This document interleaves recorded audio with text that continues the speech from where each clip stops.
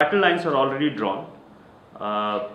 Just before the Durban conference has started, we are now getting news from Canada that they are not going to participate in the second commitment period of the Kyoto Protocol, which is a bad news. And it's largely because there is a general understanding in Canada that they are not going to meet the first commitment period targets.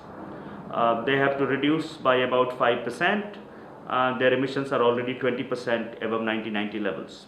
So we now in Durban have a situation where, apart from European Union, none other party to the Kyoto Protocol are willing to have a second commitment period. And with respect to European Union also, they have put number of conditions on developing countries before they will agree to participate. So Durban, we are going to Durban. The conference has started in Durban with very clear agenda. One, to get rid of a Kyoto Protocol, and that's the agenda of the developed countries. And the second agenda is of United Nations, which I call it as group of polluters who want no action. So European Union, for developing country, therefore, there is only two options. Either to go for European Union, wherein they want to get rid of a Kyoto Protocol and have a legally binding commitment for all, including developing countries, by 2015. The problem with this proposition is that the difference between developed and developing countries will be gone. The historical responsibility of developed countries will be forgotten, and developing countries who require carbon space for their growth and to move towards low carbon economy will be forced to cut emissions. The second proposition is of American proposition, where America wants no action. The American commitment under the Cancun Agreement is a dismal 3% reduction in emission over 1990 level by 2020.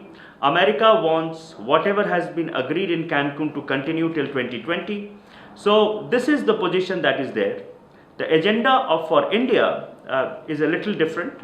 India and China, Brazil are under immense pressure to come out with mitigation targets.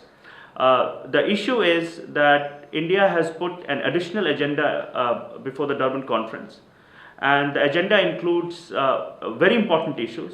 One of them is a discussion on sharing of carbon space, which we believe is a very, very important agenda. If the world has to have a legally binding commitment, then before agreeing to a legally binding commitment, it must agree to a principle on how the carbon space will be allocated to different countries. So that's a very important agenda. India has also put two other agenda. One is on unilateral trade measures that developed countries are taking in the name of climate change, and another is on technology transfer and intellectual property right. All three are very important agenda, and we believe all these three agenda should be discussed in Durban. For G77 plus China, we believe they should remain together and they should negotiate together. They will be the worst sufferer of climate change. They have not contributed to climate change, and therefore they should negotiate hard on the basis of equity and justice.